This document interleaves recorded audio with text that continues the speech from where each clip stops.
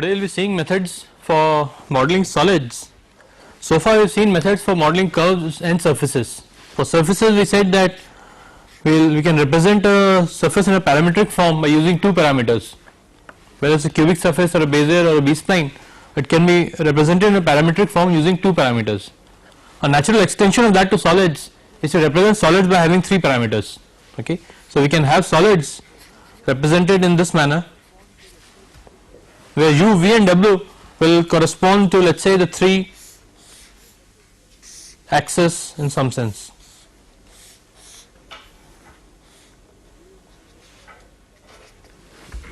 Okay, so let us say u is in this direction, v varies in this direction, and w varies in this direction. Okay, so this way we can define a three-dimensional solid using three parameters, but this kind of representation is very rarely used, because solids, the way we use them in practice, will normally not have any such mathematical definition. Okay, if for instance if we write this P of u v w as in a cubic form, as let us say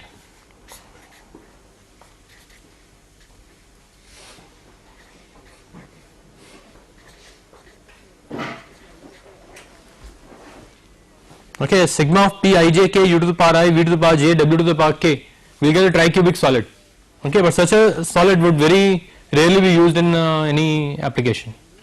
So the method we have for we use for representing solids is a method, let us say the first method that we will see will be a graph based method, or we will use what is referred to as graph based models.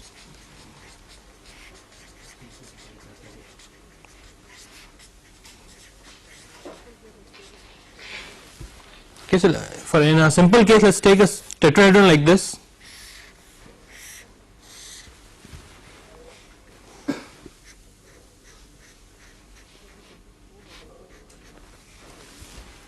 Okay, this consists of four vertices, which are V1, this is let us say V2, V3 and V4.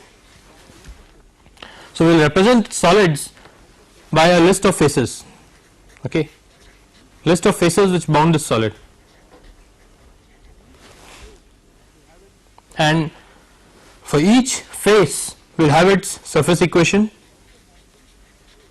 the equation of the surface.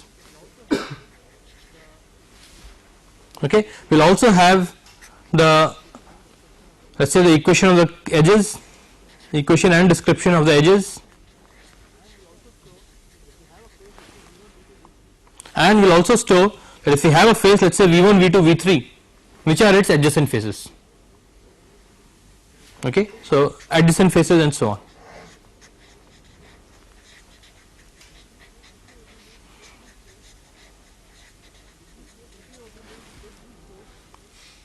Okay, so essentially what we will do is we will take each face, with each face we will have the information on its geometry in terms of its equation and so on, and information on adjacency, which are the adjacent faces, which are the adjacent edges and so on. Okay, or which are the defining edges and which are the defining vertices. Okay, we will use a representation like that. So let us see that for a simple tetrahedron that I have shown over here. It has got four vertices, and let us number the edges as, let us say this is E1, call this edge as E2, this edge is let us say E3, okay, let us say this is E4,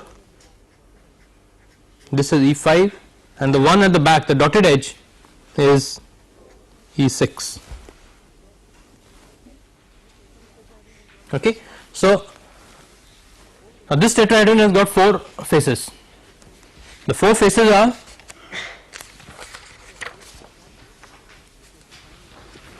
let us say face F1, which is defined by vertices V1, V2 and V3. Okay, V1, V2 and V3, the first face over here. Then let us say a face F2, which is V2, V3 and V4, which is let us say V2, V3 and V4, and the two faces at the back, which are let us say faces F3, which is V1, V2, V4, and similarly a face F4. Order of vertices is not important. at the moment I am not going into that. Okay, so normally the order is important. Okay, we store them in either clockwise or anti-clockwise direction by convention, but at the moment we won't go into that. Okay, so there are three faces, or the four faces which define the solid will be stored in this manner. Now the next question is, how do we store a vertex? Okay, if we consider a vertex V1, now this vertex V1, if you look at it, is adjacent to three vertices V2, V3 and V4. Okay, so if you want to store the adjacency information for the vertices, it is adjacent to V2, V3 and V4. Okay. Similarly, this vertex V1 is a part of three edges E1, E2 and E6. Okay, so there are three edges E1, E2 and E6. Okay, and this vertex V1 is a part of three faces, the face V1, V2, V3, the face V1, V4, V2 and V1, V3, V4.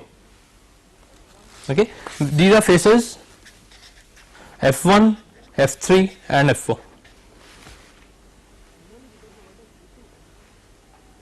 Okay. Similarly, if you take the vertex V2, V2 will be adjacent to V1, V3 and V4.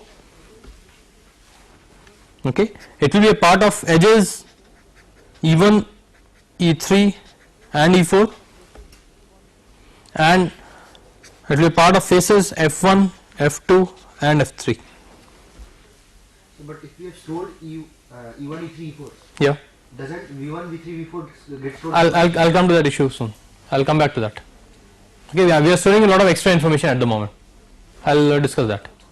Okay, so this way we'll have a list of vertices, and similarly if we take up the list of edges, we will define the edges as, let's say the edge E1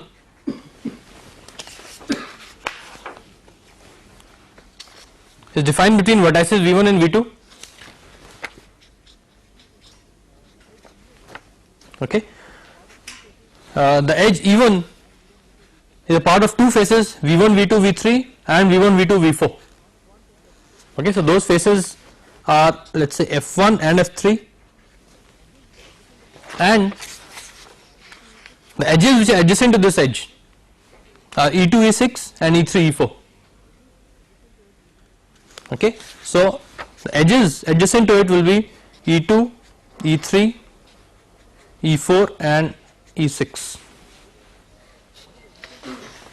Okay, so in this, the edges adjacent to E1 will be E2, E6, E3 and E4. Okay, so they are the four edges which are adjacent to this edge E1. Similarly, if we take up edge E2, we can get the set of vertices defining it are V1, V3. The set of faces adjacent to it will be F1 and F4, and the set of edges adjacent to it will be E1, E3, E5 and E6 and so on. Okay, so this type of information for the faces, for the vertices and for the edges can define a solid completely. Okay, this gives us complete information about the solid. Of course, in addition to this, we will also be storing the coordinates of the vertices and so on. Okay, we will need the coordinates of the vertices, we need the equation of the planes and the other geometric details. In addition to the geometric details, this adjacency information is also stored in this type of solid model. Okay, if we look at this information in the form of a graph, what we are essentially doing is that we are building a graph of the vertices, edges and the faces. Okay, so if we have four vertices,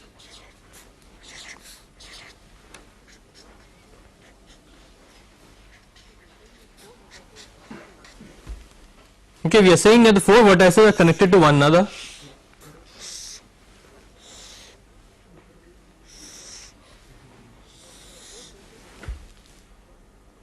Okay, we have four faces, so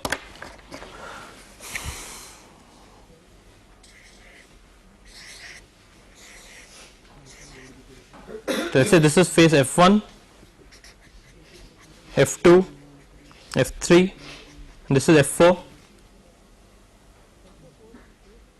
Okay. So, if we consider phase F1, it is defined between V2, V1 and V3. Phase F2 I have taken to be between V2, V3 and V4. So, it is defined between V3, V4 and V2. Okay. Similarly, on this if I add, I can add the details for F3 and F4, and then I have got 6 edges E1, E2, E3, E4, E5 and E6. Okay. So, let us say this edge E1 is defined between V1 and V2. It will have 2 faces adjacent to it, so there will be arcs connected to the 2 faces and so on.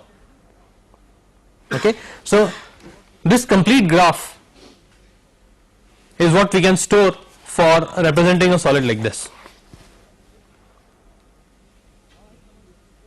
Okay. But now, as someone just pointed out, that if we look at this information, a lot of information is being duplicated. Okay. For instance, we are saying that this vertex V1 is adjacent to vertices V2, V3 and V4. It is also adjacent to edges E1, E2 and E6. Okay. But this edge E1 is defined between vertices V1 and V2. Okay. So, if you look at this, V1 is adjacent to E1 and E1 contains V1 and V2. So, that means V1 is adjacent to V2. Okay. So, therefore, this information is redundant. Okay. Similarly, this complete list is actually redundant. Okay. Similarly, if we go through this complete model, you will find a lot of redundancy.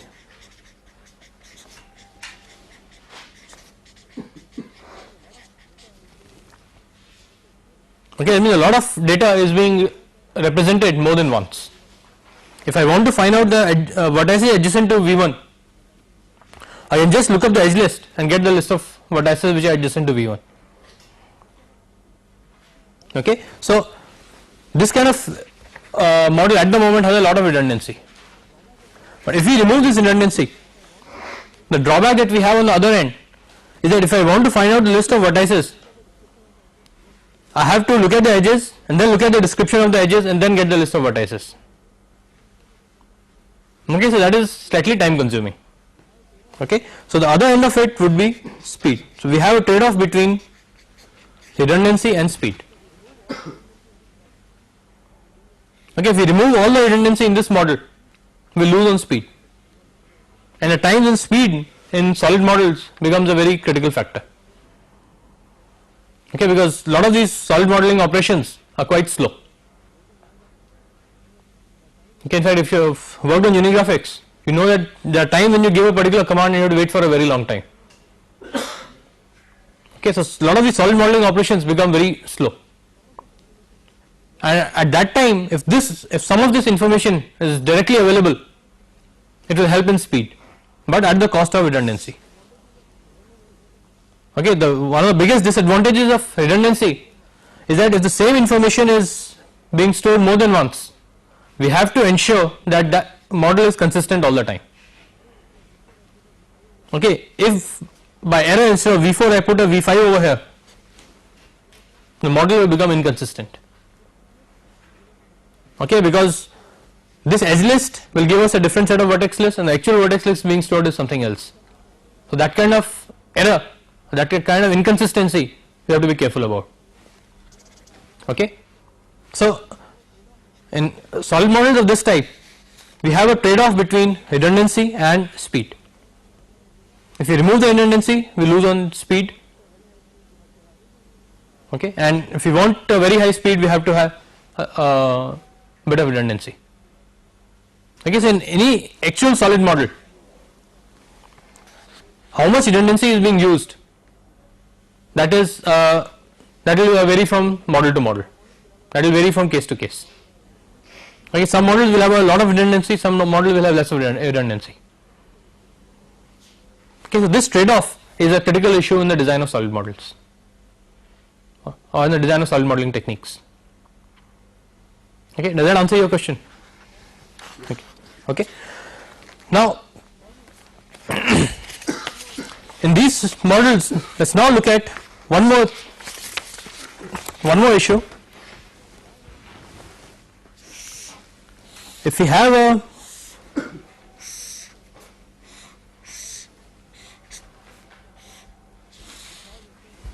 a simple block like this, which has, let's say, a rectangular slot or a rectangular hole.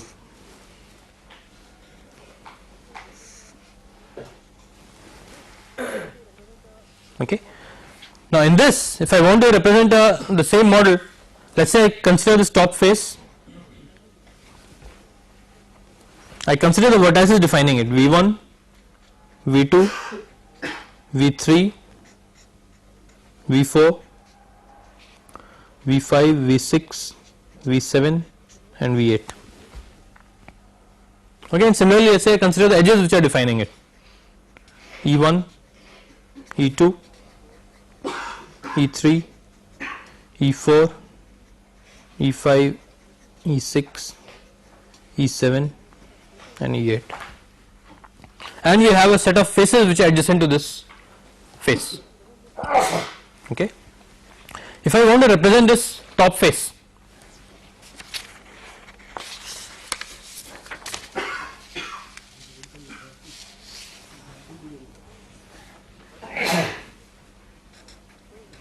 the vertex list defining this face would consist of V1, V2, V3, V4, V5, V6, V7 and V8. This is a list of vertices which define this face, the top face. Okay, the 4 vertices are the outer boundary and the 4 vertices are the inner boundary. Okay, similarly, if we consider edge list, we get 8 edges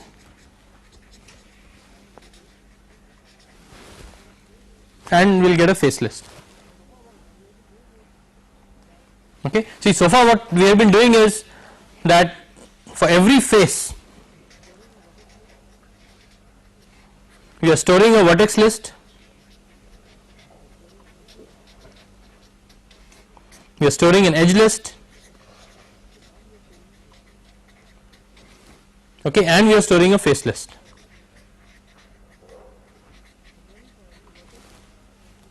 Okay, and similarly for every vertex and for every edge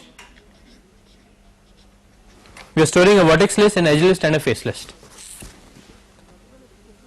Okay. So, if we consider the description of the face F1, we have a vertex list, edge list and similarly we will have a face list. Okay, but the problem that we have in this is that we are not explicitly storing that out of these 8 vertices, 4 of the vertices are forming an inner hole.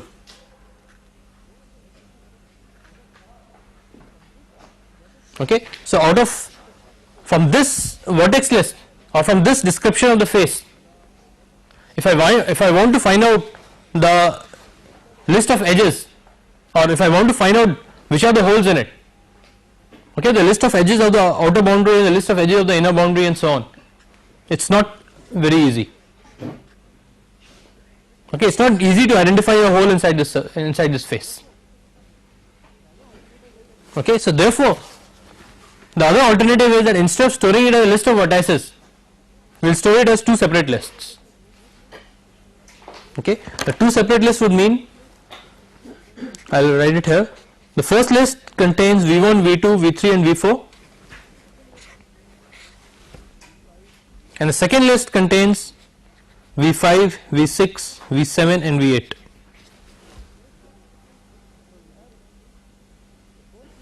Okay, so we have the first list is defining the outer boundary, the second list is defining the inner boundary.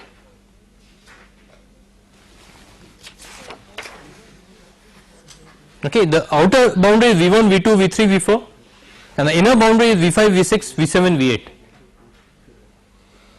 Okay, so we get an outer boundary and an inner boundary. Similarly, we might have a number of holes. Okay, let's say we have another hole over here. Okay, so then we'll have another list over here.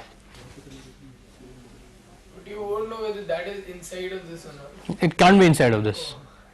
You can't have something inside the hole. Okay. Okay, so we represent this as a list of vertex lists.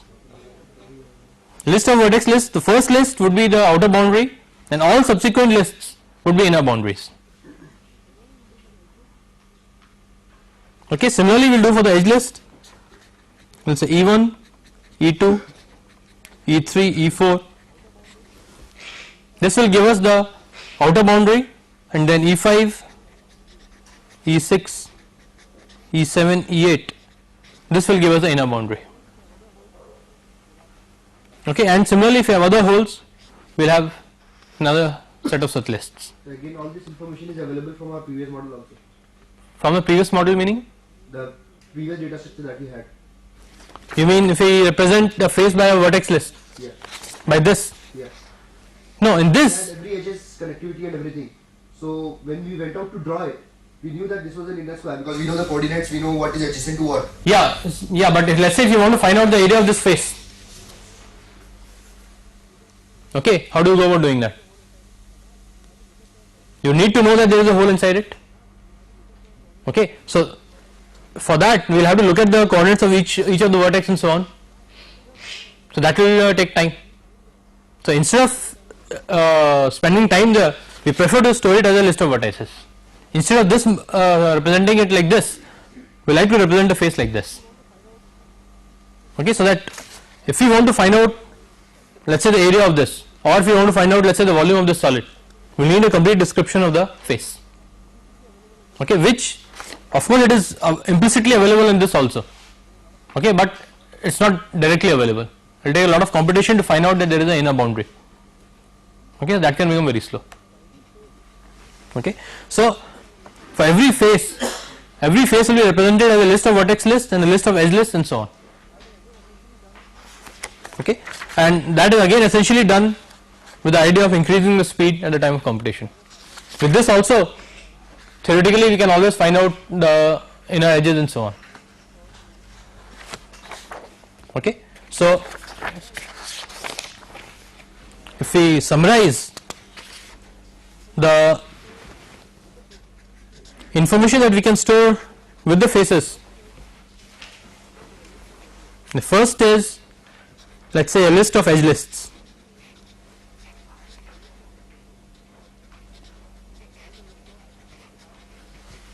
Okay, and a list of vertex lists.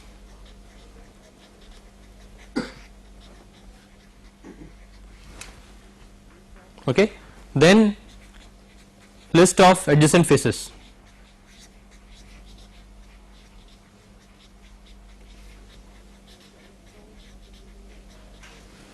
Okay, again at the moment I am not going into the redundancy issues. Some of this data we might like to remove in order to decrease the redundancy. Okay, but this is the kind of information that we can store. Then the type of surface.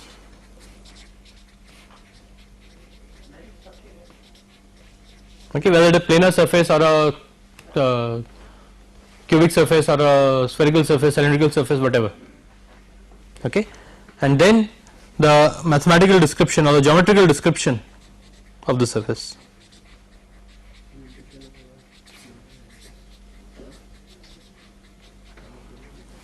Okay, maybe the equation of the plane.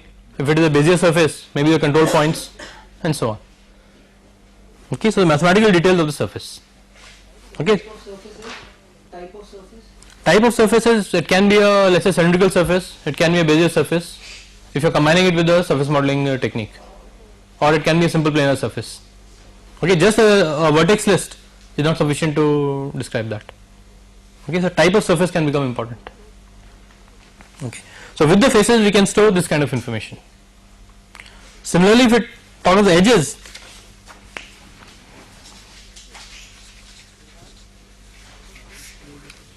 we will have vertex list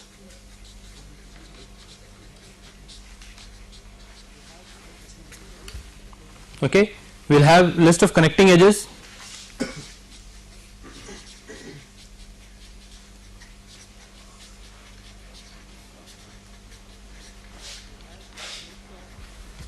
Okay, we will have the list of adjoining faces.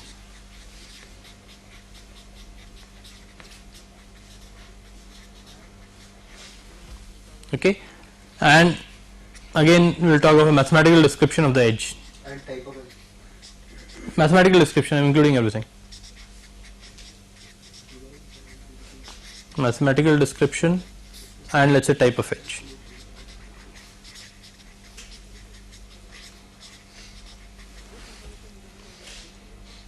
Okay, so this information we can store with every edge.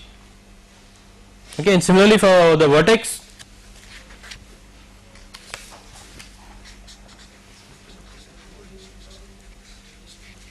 we have the coordinates.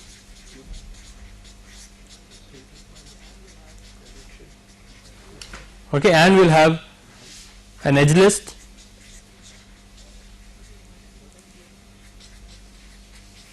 vertex list, and face list.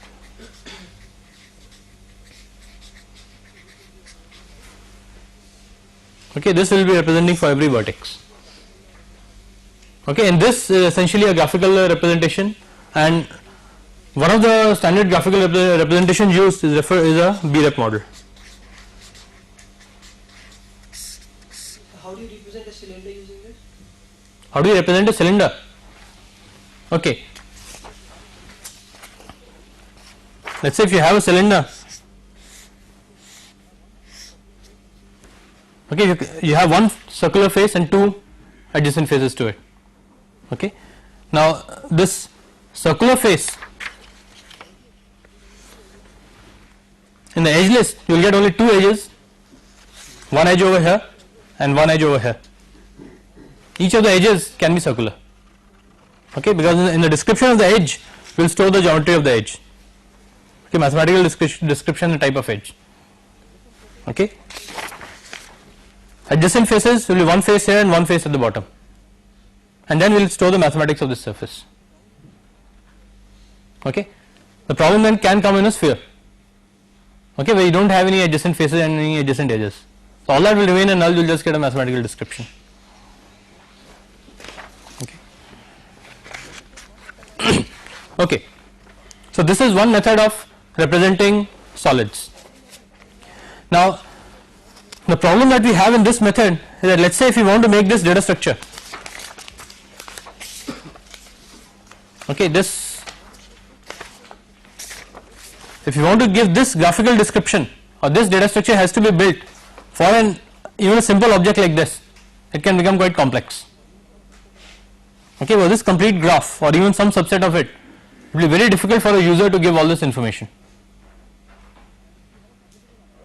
Okay, and if we have a complicated object, okay, let us say if we take any typical engineering object which will have, let us say, a number of faces and number of edges, then this can become a very complex method of describing the solid, especially if you are talking of an interactive medium. Giving the equation of each and every face separately can become quite complex. Okay, so in order to have a simple method of handling the solids, we use another method that is referred to as CSG, or constructive solid geometry.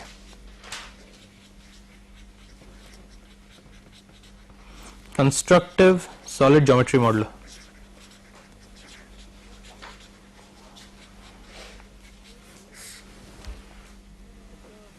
Okay.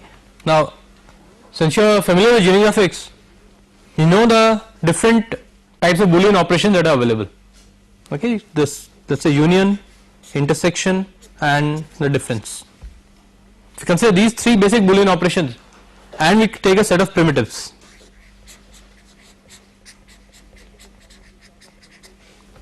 okay, let us say to start with we talk of primitives as maybe a cube and maybe a cylinder and a sphere. Let us just take standard primitives right now. Okay, if we take primitives of this type and a set of Boolean operations, we can form a complicated solid also using this using these primitives and these Boolean operations. Okay, for instance, if we take a simple block like this,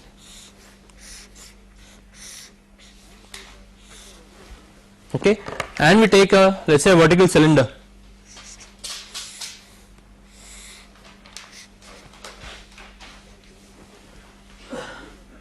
and I take the difference of the two. Let's say this is my solid A and this is my solid B. Okay, I'll take, let's say, A minus B. I'll get a block with a hole in it.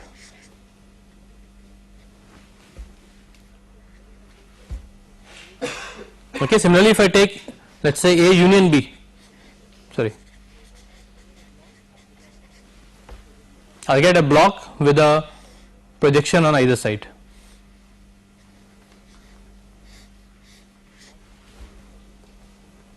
Okay, a block with, let's say, sort of a handle attached to it. Okay, and so on. So we can take primitives and then carry on Boolean operations on them. Okay, and then we can define, let's say, A minus B and its intersection with some other solid C and so on. Okay, so we can use solids defined in this manner and use them for further Boolean operations. Okay, so even a complicated object can be built using a set of Boolean operations, and then this Boolean expression, that can typically be stored in the form of a binary tree. Okay, in the form of a tree, that means we'll store it in a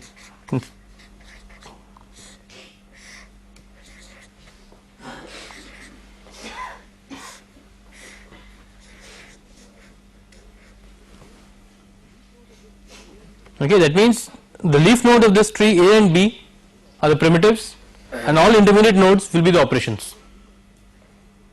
Okay, so A minus B and its intersection with C can be stored in a manner like this. Okay, so if you want to make a complicated model, we can use a set of primitives and a set of Boolean operations and make that model. Okay. We simplify this tree often. Like suppose as you said, we have a block, on top of that we subtract a vertical rod. Yeah. Now we add another rod coincentric with this which is having a bigger diameter. So the minus the vertical rod becomes redundant because it doesn't in any way affect the geometry now. Yeah, but the problem is that identifying such cases of redundancy is not easy. I mean, you can make it out with by looking at it that operation was redundant. Okay, but internally for the system it's not very easy to identify that. Okay, we'll just see that when we actually carry out a Boolean operation, it's a very expensive process. Okay, just storing this tree is straightforward. Okay, we can easily store this expression. Okay, this expression in the form of this binary tree can be stored. Okay, but from this binary tree, if I want to find out, okay, let's go into that now. From this binary tree, if I want to find out the set of surfaces of this body, okay, it can't be done easily because we have one block and we have a second object. For each surface of one, we'll have to find out intersection with each surface of the other. Okay, so that can take a lot of computational time. Okay, so if let's say you are saying we have A minus B and then we are taking a union with C, okay, but B is a subset of C. Identifying that B is a subset of C is not trivial. Okay, so typically what will happen is that this kind of redundancy would get removed the moment you try to get a graph based model for this solid. Okay, but even then this CSG representation would normally remain like this. Simplifying it is normally not attempted. Okay, but right now it's just 3 solids, so you can think of different combinations. If you have 25 different solids, working out different combinations of that is not straightforward. Okay.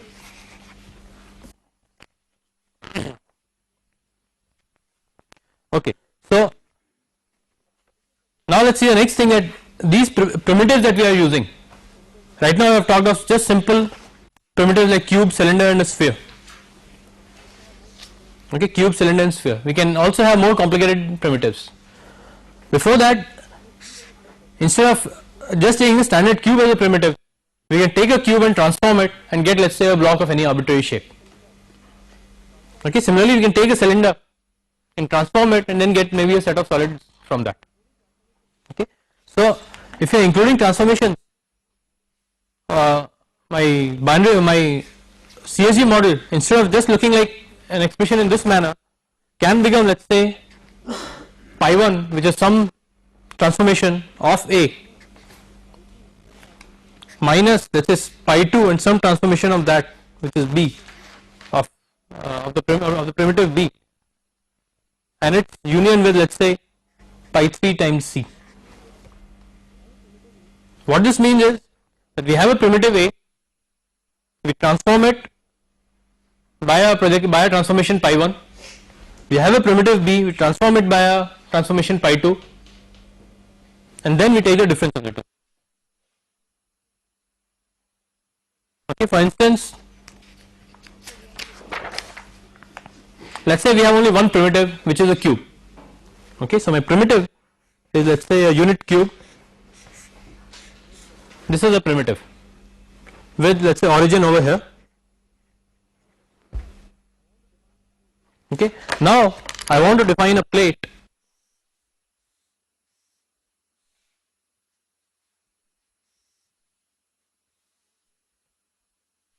Okay, and I want to take a rectangular rod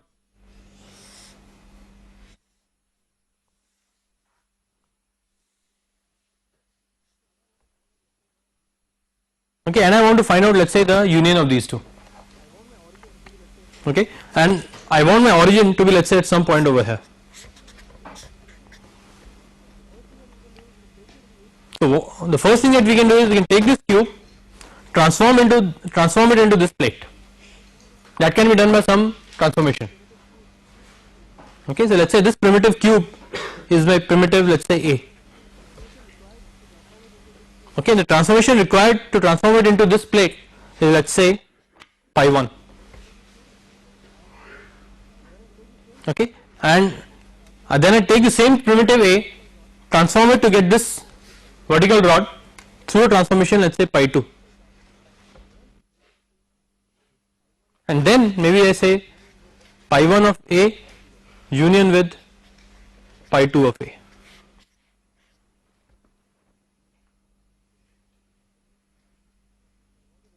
Okay, and if I want to represent it as a binary tree,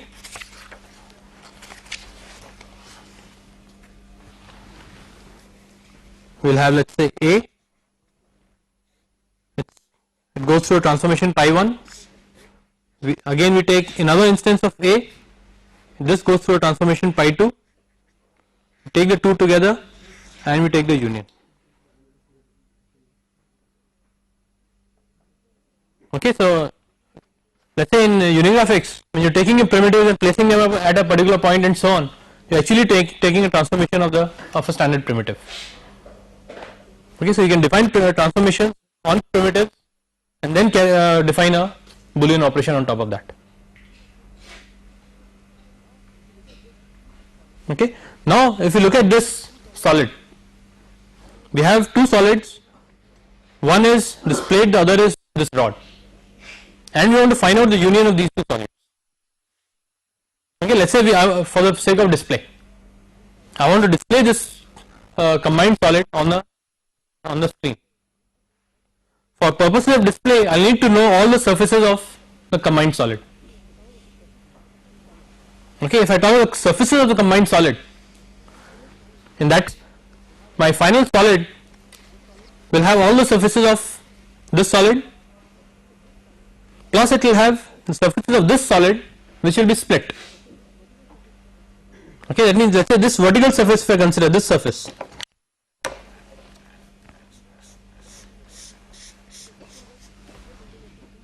okay, this will get split into, let's say, three parts, one here, one at, let's say, the bottom face, and one below it. So we have one surface here, second surface is this surface, and third surface is below it. Okay, so what we need to do is we will have to take this surface, the vertical surface, find out its intersection with the surfaces of this solid. Okay, let us say the solid is let us say this block or plate. I will take this vertical surface of the rod and find out its intersection with all the surfaces of the plate. We will find two intersections. We will take this surface and then split the surface into three parts and then decide which surface will be included in the final solid and which will not be included. Okay, so this complete process can become quite expensive, and then this will have to be repeated for each of the surfaces. Okay, this solid has got 6 surfaces, so we have to repeat it for each of the 6 surfaces. Okay, so that can become a very complex process. Okay, but just by looking at this, okay, just by looking at this description, it is not possible for us to state as to whether or it is not possible for us to display the solid. Okay, if we want to find out any property of the solid, we cannot do that by just looking at this binary tree. We need to know the equations, the descriptions of each of the surfaces which define the combined solid. Okay, so this model, this binary tree is normally referred to as an unevaluated form.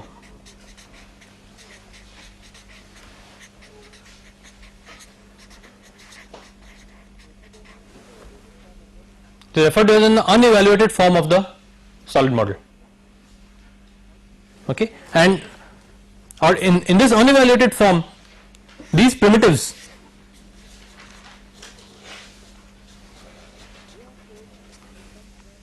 they are stored in some other modeling technique.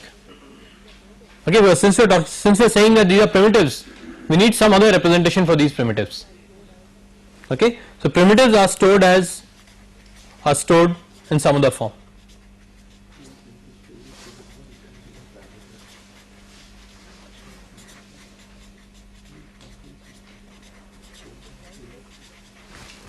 Okay, for instance, BREP.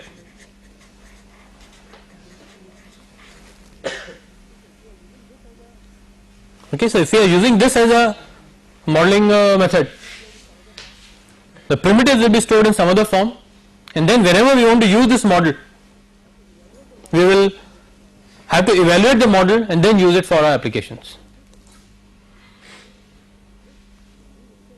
Okay, so this tree itself is referred to as an unevaluated form, and then from this unevaluated form, once we get the description of each of the faces and make a detailed model, that is referred to as the evaluated form.